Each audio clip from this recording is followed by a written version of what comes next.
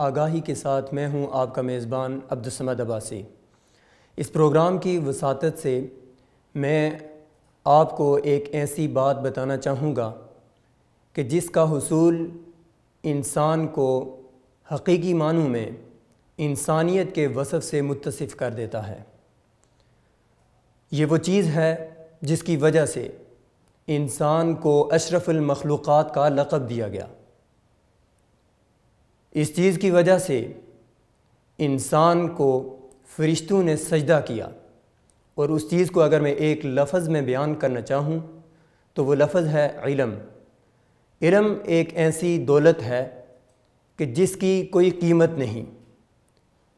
علم سب سے پہلے ہم بات بڑھانے سے پہلے ہم اس کی وضاحت کرنا ضروری سمجھتے ہیں کہ علم کس کو کہتے ہیں۔ علم کسی چیز کو جاننا، کسی چیز کا ادراک، اس کو علم کہتے ہیں۔ لیکن یہ علم اس وقت سود مند ہوگا جب اس کو اپنی زندگی میں لاگو کریں گے۔ اس علم کا حصول ہی، اس علم کے حصول کا مقصد ہی یہی ہے کہ انسان اس کے مطابق زندگی گزارے۔ اگر انسان کے پاس علم ہوگا تو وہ ایک بہترین زندگی گزارنے کے قابل ہو جائے گا، اور اگر انسان کے پاس علم نہیں ہوگا تو پھر انسان اور حیوان میں فرق نہیں رہے گا۔ یہی علم ہے جو انسان کو حیوانیت کی صفت سے نکال کر انسانیت کی صفت میں لے کے آتا ہے۔ یہاں ایک بات واضح ہو جانی چاہیے کہ علم اور تعلیم ان کا بہت گہرا تعلق ہے۔ اس گہرے تعلق کے باوجود ان میں بہت بڑا فرق بھی ہے کہ علم کسی مدرسے اور سکول کا محتاج نہیں ہے، بلکہ علم معاشرے سے، اپنے خاندان سے، گھر والوں سے، اور حتیٰ کہ انسان اپنے آپ سے، اپنے تجربات سے بھی حاصل کرتا ہے۔ لیکن تعلیم اس کے لیے ضروری ہے کہ وہ مدارس یا سکولز اور کالجز وغیرہ سے حاصل کریں۔ ہمارا المیہ یہ ہے کہ ہم تعلیم کو اس لیے حاصل کرتے ہیں کہ ہم اس کا مقصد علم نہیں، بلکہ اس کا مقصد نوکری اور پیسہ کمانا ہے۔ کسی حد تک ٹھیک ہے، لیکن اس کا حقیقی معنی، اس کا حقیقی مقصد ہمیں زندگی گزارنے کا طریقہ ہے کہ ہم نے زندگی کو کیسے گزارنی ہے۔ تعلیم علم کے حصول کو کہتے ہیں، تو علم اس چیز کا نام ہے کہ ہم نے زندگی کیسے گزارنی ہے، ہمارا اخلاق کیسا ہونا چاہیے، ہمارا کردار کیسا ہونا چاہیے، ہمارا طور طریقے کیسے ہونے چاہیے، ہمارے لوگوں کے ساتھ کیسے پیش آنا چاہیے، ہمیں جس نے بنایا ہے اس کے ساتھ ہمیں کیسا پیش آنا چاہیے۔ ان ساری چیزوں کا نام علم ہے۔ جب انسان میں یہ علم آتا ہے اور اس علم کو اپنی زندگی میں لاگو کرتا ہے تو وہ انسان مرنے کے باوجود بھی زندہ رہتا ہے۔ لیکن جب کسی کے پاس یہ علم نہیں ہوتا تو وہ شخص زندہ رہ کر بھی زندہ لاش ہی رہتا ہے۔ اس کے معاشرے میں کوئی حیثیت نہیں ہوتی۔ اس کی حیثیت اس جانور کی سی ہوتی ہے جس کو اپنے ساتھ رہنے والوں کے ساتھ، اپنے معاشرے میں، اپنے جیسے دوسرے چیزوں کے ساتھ تعلق وابستہ کرنے میں جیسا وہ تعلق وابستہ کرتا ہے، اسی طرح وہ انسان بھی وابستہ کرتا ہے۔ اس کا اخلاق اچھا نہیں ہوتا۔ میں نے پہلے بھی بتایا کہ علم کسی مدرسے اور سکول کا محتاج نہیں ہوتا۔ ایک ان پڑھ صاحب علم ہو سکتا ہے، ان پڑھ کے پاس وہ پڑھا لکھا نہیں ہوتا کسی مدرسے یا سکول سے، لیکن اس کے پاس علم ہوتا ہے۔ وہ اپنے آپ سے سیکھتا ہے، اپنے تجربات سے سیکھتا ہے، اپنے معاشرے سے سیکھتا ہے، اپنے جیسے لوگوں سے سیکھتا ہے، جس کی وجہ سے وہ صاحب علم ہوتا ہے۔ لیکن اس کے باوجود آپ نے دیکھا ہوگا کہ بہت سارے پی ایچ ڈی ہولڈر وہ ان کے پاس علم نہیں ہوتا، ان کے پاس تہذیب نہیں ہوتی، ان کے پاس اچھا اخلاق نہیں ہوتا، اچھا کردار نہیں ہوتا، وہ اچھے کردار اور اخلاق سے عاری ہوتے ہیں، ان کو صاحب علم نہیں کہا جا سکتا۔ ان کے پاس تعلیم ہے، تعلیم انہوں نے جو تعلیم حاصل کی وہ صرف ایک کاغذ کے حصول کے لیے انہوں نے وقت ضائع کیا ہے۔ حقیقی علم وہ ہے جس کو انسان اپنی زندگی میں لاگو کرتا ہے۔ ورنہ آپ دیکھیں کہ پوری دنیا میں سب سے زیادہ علم کس کے پاس ہے؟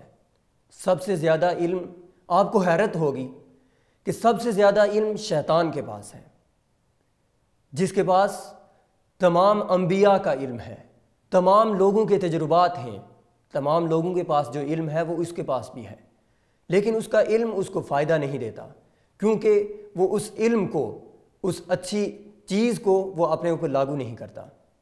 علم ایسا شعور انسان میں پیدا کرتا ہے جو اچھائی اور برائی میں فرق پیدا کرتا ہے۔ جب انسان اچھائی اور برائی کا انسان کو فرق نہیں معلوم ہوگا تو وہ اس کے پاس علم نہیں ہوگا، اور یہی وہ علم ہے جو انسان کو بلندیوں تک لے جاتا ہے، بلند و بالا مقام انسان کو عطا کرتا ہے۔ ایک دفعہ حضرت عمر رضی اللہ تعالیٰ عنہ اپنی خلافت کے دور میں مکہ مکرمہ کی طرف روانہ ہوئے، تو مکہ کے جو گورنر تھے نافع رحمہ اللہ، تو وہ ان سے ملنے کے لیے، ان کا استقبال کرنے کے لیے مکہ سے باہر تشریف لے آئے۔ تو جب حضرت عمر رضی اللہ تعالیٰ عنہ سے ان کی ملاقات ہوئی تو حضرت عمر رضی اللہ تعالیٰ عنہ کا پہلا سوال ان سے یہ تھا کہ اپنا نائب کس کو مقرر کر کے آئے ہیں، اپنا خلیفہ اور نائب کس کو مقرر کیا ہے؟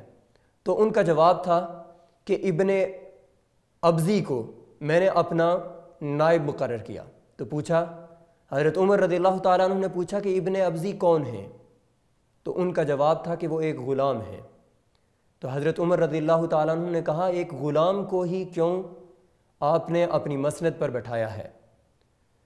تو حضرت نافع رحمہ اللہ کا جو جواب تھا وہ یہ تھا کہ وہ ایک صاحب علم ہیں، وہ عالم ہیں، حافظ ہیں، اور اس کے ساتھ ساتھ ان کے پاس وراثت کا بھی علم ہے، تو اس لیے میں نے اپنا نائب ان کو مقرر کیا۔ تو حضرت عمر رضی اللہ تعالی عنہ اس موقع پر بے ساختہ نبی صلی اللہ علیہ وسلم کا یہ قول بیان کرنے لگے کہ ان اللہ یرفع بہذا الکتاب اقواما ویضع بہ آخرین، کہ یہ کتاب، یہ علم ایک ایسی چیز ہے کہ جس کے پاس ہوتا ہے وہ علم اس انسان کو بلند و بالا مقام عطا فرماتا ہے۔ وَيَضَعُ بِهِ آخرین، دوسرے لوگوں کو یہ مقام کیوں نہیں حاصل ہوا؟ اس لیے کہ وَيَضَعُ بِهِ آخرین، کہ دوسروں کو علم نہ ہونے کی وجہ سے پستی اور ذلت کا اور مقام، وہ بلند و بالا مقام نہ ملنے کا، بلند و بالا مقام ان کو نہیں ملتا۔ یہی وہ فرق ہے جو انسان کو بلند اور پست کرتا ہے۔ انسان کی بلندی اور پستی کا جو معیار ہے وہ علم ہے، اور اس علم پر عمل کرنا ہے۔ اگر انسان علم پر عمل نہیں کرتا، اگر انسان کو پتہ ہے کہ یہ اچھائی ہے اور برائی ہے، لیکن اس کے باوجود وہ برائی کا راستہ ہی اختیار کرتا ہے، وہ اپنے علم کو حقیقی معنوں میں استعمال نہیں کرتا، تو اس علم کے باوجود اللہ تبارک و تعالیٰ نے اس کی مثال گدھے کی مثال دی ہے۔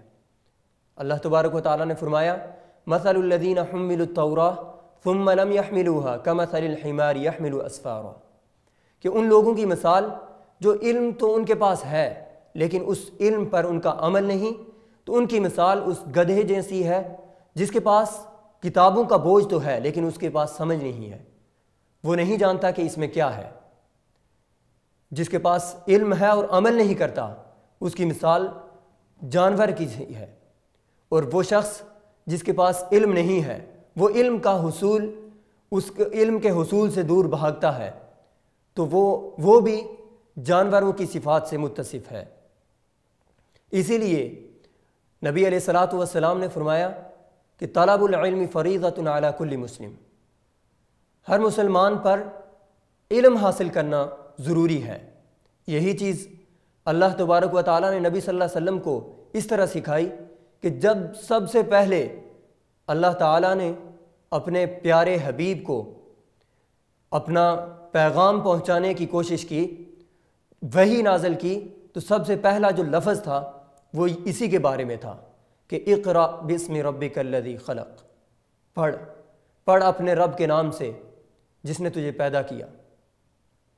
یعنی علم کی اتنی فضیلت ہے کہ اللہ تبارک و تعالیٰ نے فرمایا یرفع اللہ الذین آمنوا منکم والذین اوتوا العلم درجات، کہ تم میں سے سب سے بلند مقام والے وہ ہیں جو ایمان لائے اور صاحب علم ہیں۔ یہاں ہی بس نہیں، بلکہ نبی صلی اللہ علیہ وسلم نے فرمایا تھا کہ تم میں سب سے بہترین وہ شخص ہے جو زمانہ جاہلیت میں بھی اس کے پاس علم تھا، اور اسلام لانے کے بعد اس کا مقام اور زیادہ بلند ہو گیا۔ اور اسی چیز کو آپ جب دیکھتے ہیں غزوہ بدر میں، غزوہ بدر کے قیدیوں کو نبی صلی اللہ علیہ وسلم نے جس شرط پر آزاد کرنا چاہا، ان شروط میں سے ایک شرط یہ بھی تھی کہ آپ جب ہمارے جو پڑھے لکھے لوگ ہیں وہ ہمارے بچوں کو 10 بچوں کو اگر ایک شخص پڑھنا لکھنا سکھائے تو اس کو ہم آزاد کر دیں گے۔ یعنی اس علم کی، اس پڑھنے لکھنے کی اتنی فضیلت ہے، اس کا اتنا مقام ہے کہ ایک غلام انسان کو آزادی مل جاتی ہے اس علم کی بدولت۔ یہی وہ علم ہے جس کے بارے میں نبی صلی اللہ علیہ وسلم نے کہا کہ انسان علم کی بدولت بہت بلند مقام حاصل کرتا ہے۔ انسان علم کی بدولت ہی اچھائی اور برائی میں فرق واضح کرتا ہے۔ حضرت عائشہ رضی اللہ تعالی عنہ سے کسی نے پوچھا کہ نبی صلی اللہ علیہ وسلم کے اخلاق کے بارے میں بتائیں، تو نبی صلی اللہ علیہ وسلم کے اخلاق کے بارے میں حضرت عائشہ رضی اللہ تعالیٰ عنہ کا فرمان تھا کہ کیا آپ نے قرآن نہیں پڑھا؟ قرآن ہی تو ان کا اخلاق ہے۔ یعنی ان کے پاس جو علم تھا اسی کے اوپر وہ اپنی زندگی گزار رہے تھے، ان کا اخلاق، ان کا کردار وہی علم تھا جو ان کو دیا گیا تھا۔ یہی وہ علم ہے جس کی وجہ سے انسان کو حیوانیت سے نکال کر انسانیت کے درجے میں لے کر آئے ہیں۔ انسان حقیقی معنوں میں انسان تب ہی ہوتا ہے جب انسان کے پاس علم ہوتا ہے۔ حضرت محمد صلی اللہ علیہ وسلم نے ابو ذر غفاری رضی اللہ تعالیٰ عنہ سے کہا تھا کہ اے ابو ذر غفاری، اگر تو پوری